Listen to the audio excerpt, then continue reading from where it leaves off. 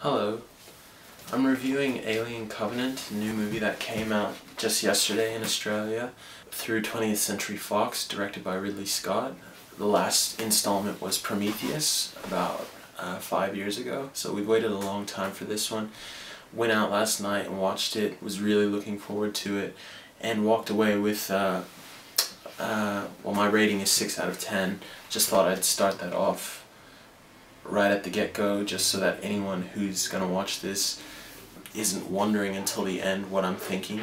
And if you want to know after my rating what I am thinking, then hang around and watch. But I'm gonna talk about the strong points of the movie. I'm also gonna talk about the negatives, at least from my perspective. A lot of people have their opinions about this movie because it's gonna be seen by a lot of people. Had a very strong marketing campaign put into it.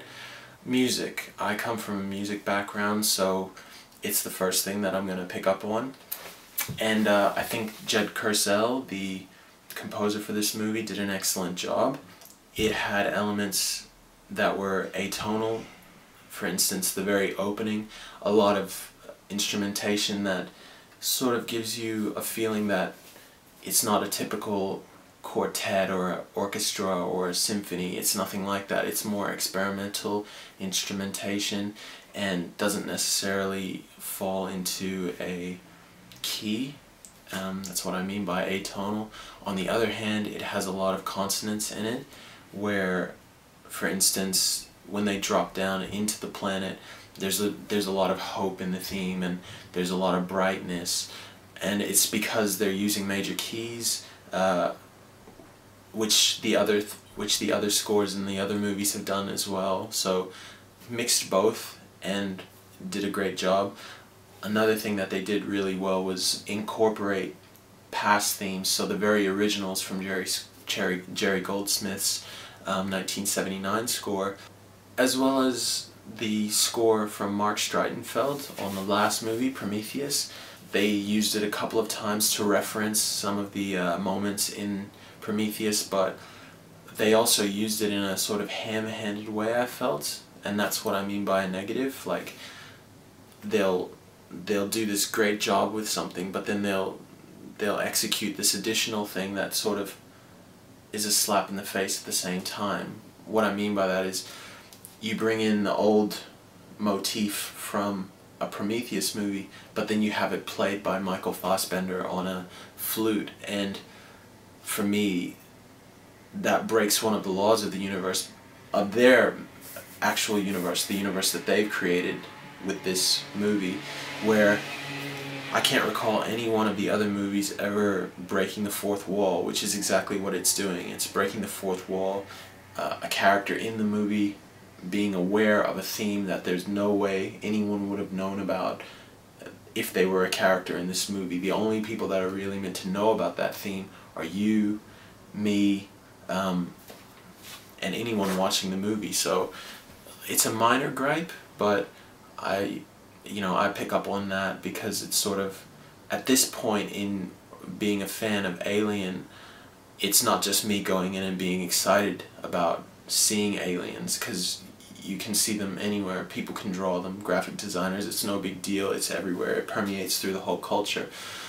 But little things like that where they break their own laws, another way that they did that is one of the characters, Sergeant Lope, when they're entering the atmosphere, he's starting to talk about how one of the other characters should take up yoga or some shit, and it's like, they never did that in the original, like, they had things where they referenced, discontent with their pay, the time of their pay, how they're not going to do this work unless they get paid. So it was one of the topics in the original, but they never said, anything to do with Led Zeppelin or I don't know, Leo Sayer or anyone. Like, they didn't really reference it, and that was one of the things that the original had going for it, is that if you're not talking about things that are in pop culture and in contemporary modern day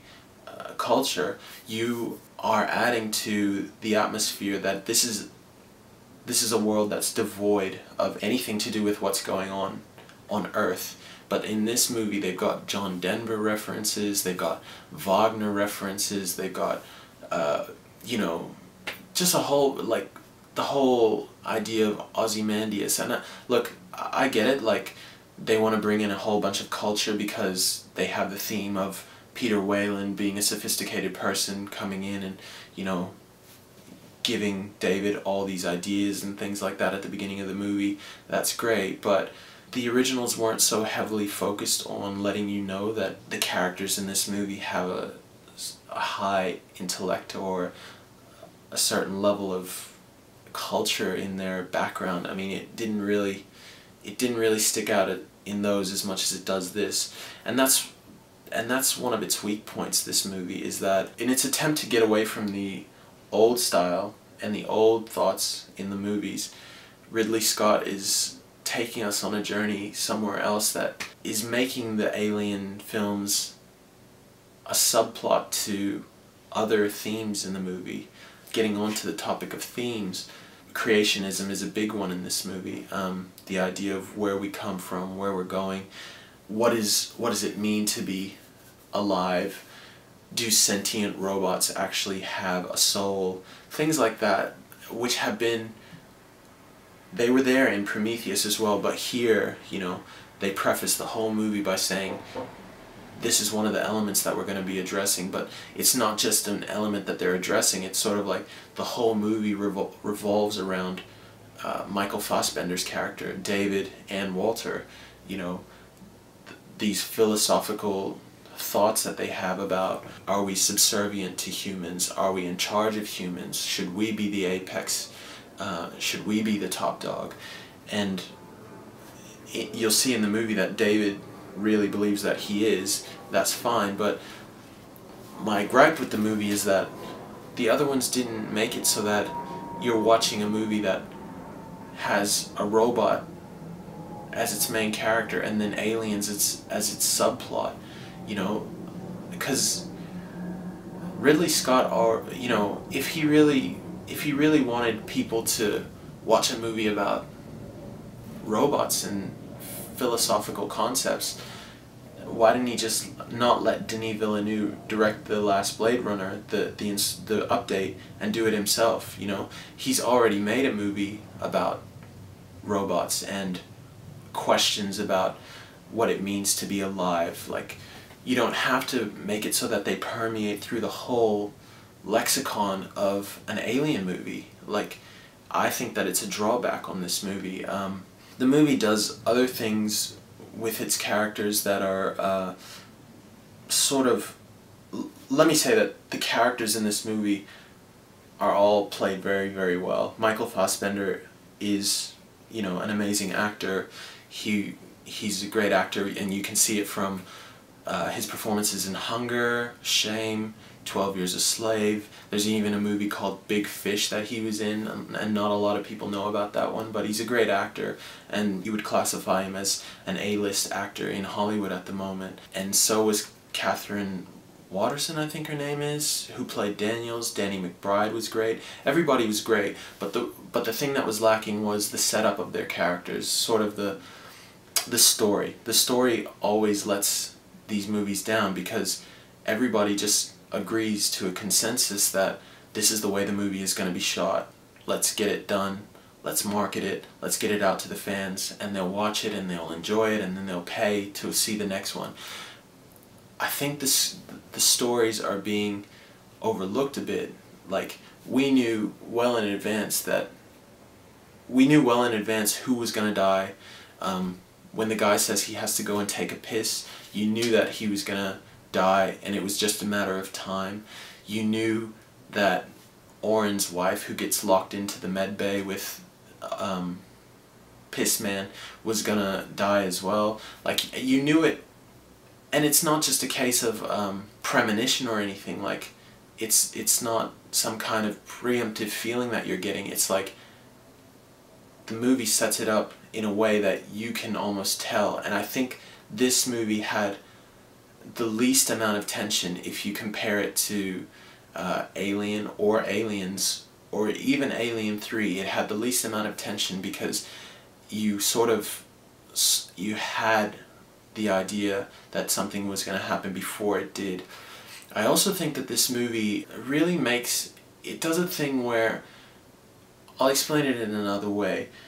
In Alien, when Kane gets infected by a facehugger, it takes, I'm guessing, about a day before the chestburster becomes a fully fledged xenomorph, and then it takes more than an hour. It probably takes half a day before it's at its full form.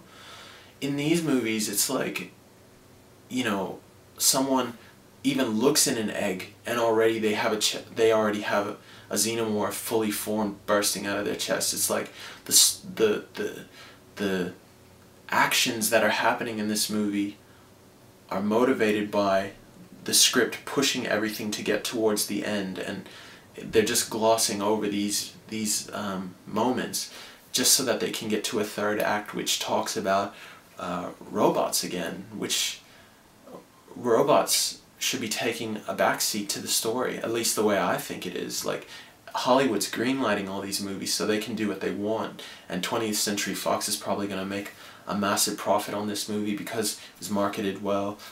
It has a lot of A-list support to it, so it's doing really great. But I mean, I can't be the only one that thinks that the story isn't what we were hoping for. I certainly wasn't hoping for this movie. Like, I was hoping for an Alien movie, but not in this way. Ridley Scott's being given these movies because he's an amazing director, but his mind is nowhere near what it was in 1979, and that's fine. Like, he's not supposed to be rehashing ideas from 38 years ago. But one of the only lines that you'll pick up through these movies is that there's always questions. Like, there's questions that don't get answered. For example, in 1979, I wasn't there, I wasn't alive at the time, but I can imagine what the questions were when people left the cinema. They were, who was the space jockey? Why did Ash lose control? And, I mean, I can't really imagine any other questions except, how did the ship end up on that desolate planet? 3 questions, not consequential to the drive of the story, but interesting. They left some, you know, thoughts. This movie and Prometheus, honestly, I feel like the only thing that they are sure to do for you is leave you with questions, unanswered questions, and questions that are never going to get answered. And I've been waiting a long time to watch this movie, primarily because when I watched Prometheus, I was justifying all these sort of confusions about, well, why did that character do that? Why did that character do that? What does that mean? What does that mean? What is that green thing? What is this tomb? Why do they look human? What were they doing on... Is that our planet? Were they on our planet? Why were they on our planet? Why are they coming back to our planet to kill us? Why do people just do the things that they do, which were so fucking weird? Like, I mean, so I justified them all in my head by saying, hang on, just wait until the next one comes out. You'll watch that and you'll get the answers that you're looking for, so you'll be happy. This movie's come out, and instead of actually answering any of those questions, it's decided, you know what I'm going to do? I'm going to take a 50-50 idea of Prometheus. I'm going to take a 50-50 idea of 1979 Alien. I'm going to combine the two, but on a tangent to where we're actually trying to get to.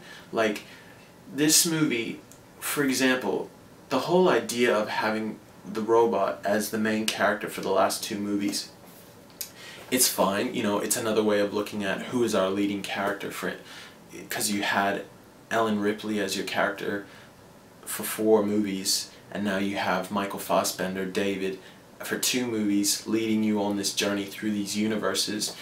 And it's interesting, but he's sort of the anti-hero, kind of the Hannibal Lecter robot doing what he wants in space kind of thing. It doesn't really work for me, because in order for him to be the star of this movie, you have to ignore the fact that Noomi Rapace has just been mutilated and used as a science experiment, and we just completely gloss over that. The only time that we actually know about Elizabeth Shaw is through photos or dog tags, really sporadic mentionings in prologues that are meant to be marketing campaign. They're not meant to be imperative viewing for you to understand this movie. They definitely help if you have, but a movie should stand alone, and you have to have all, like, it's like when I watch Logan, right? When the last Logan movie came out, the last X-Men movie came out, I didn't need to read all these additions to the series of X-Men Marvel comics to understand Hugh Jackman, to understand Wolverine, to understand what the characters wanted, where they were going, and I didn't need all that information to make me feel the way I felt at the end of the movie. This one, you need to know a whole bunch of backstory that you have no, like, for me, being someone who watches movies, enjoys movies, you know, critiques movies, I would have needed to know so much shit, but Noomi Rapace is just done away with. And why? Like, the big question at the end of Prometheus was, where is she going, and what's it going to be like when she gets there? We find out nothing for her. Like, nothing is going to happen for her. She's going to get mutilated, put on a slab, and then they're going to continue on with this whole experimentation angle of a robot that's just gone rogue and, you know, wants to create aliens. And that's another fucking thing about this movie, is like, they're trying to say that he created the aliens, you know, they're trying to say that David was the one who, through a whole bunch of experiments, through wasps and snakes and bugs and research and experiments, was able to concoct this egg that gives birth to a xenomorph or a protomorph or a neomorph. And it just doesn't hold water, because Prometheus had murals in tombs of these engineers showing that David is not the creator. You know, the aliens had been created well before he ended up on a planet and just decimated the entire population.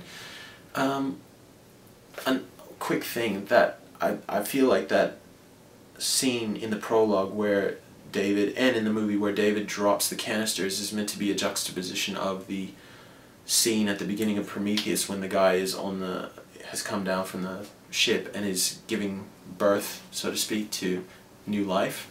But yeah, it just doesn't work for me. It just didn't work for me. So, getting on to the AI discussion, the third act, if you will. This is what I mean by weak editing.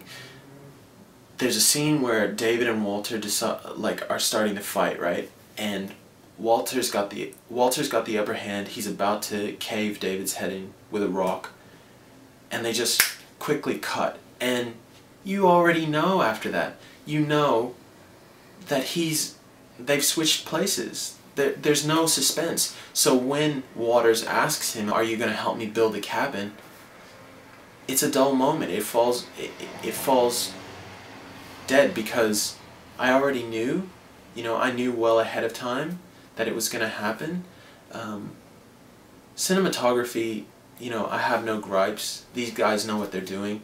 Amazing. Like, they've been in the game so long, and I'm guessing that cinematography is one of those skills where you just do it and you get better and better and better. So I wouldn't gripe about that.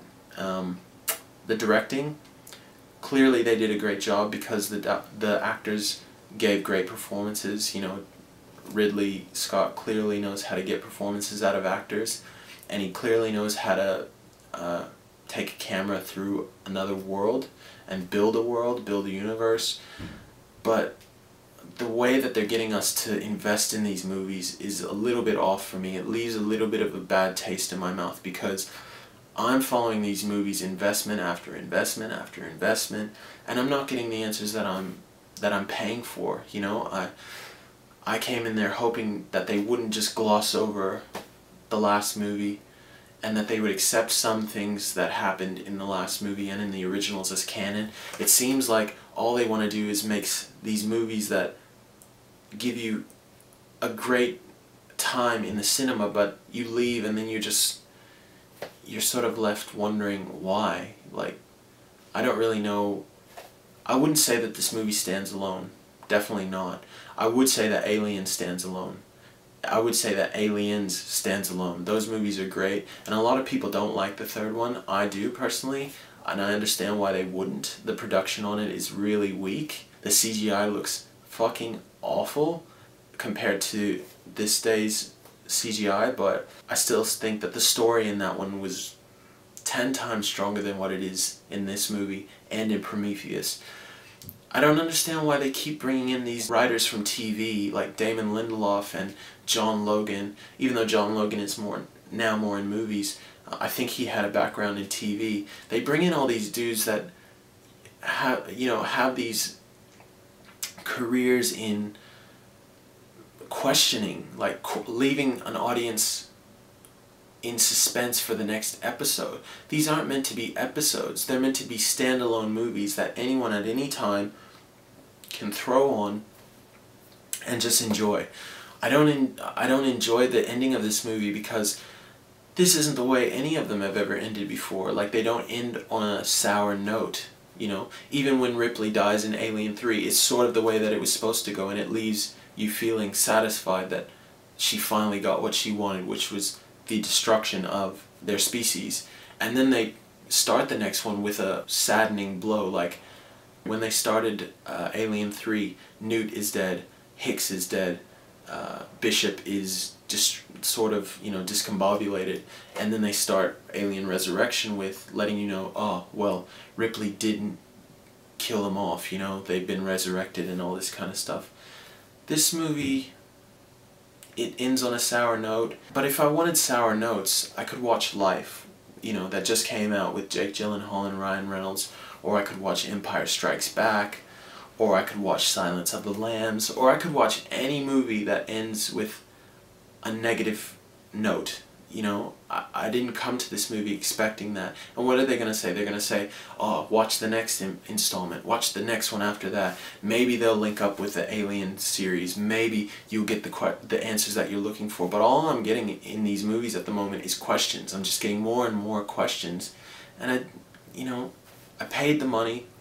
I had an expectation. It wasn't met.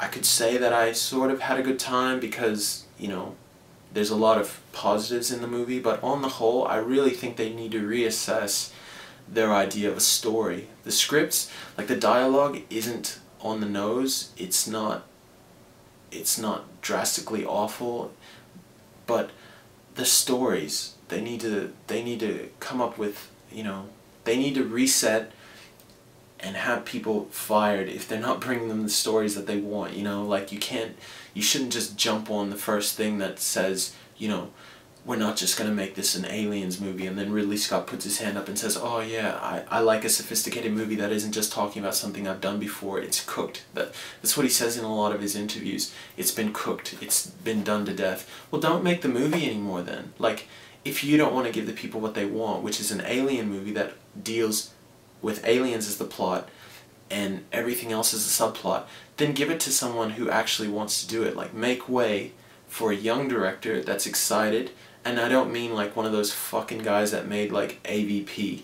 I mean like one that has an independent background, and one that has a vision, and one that has a good eye for directing, and give them the chance. So yeah, I think that this movie was a bit lackluster in its story.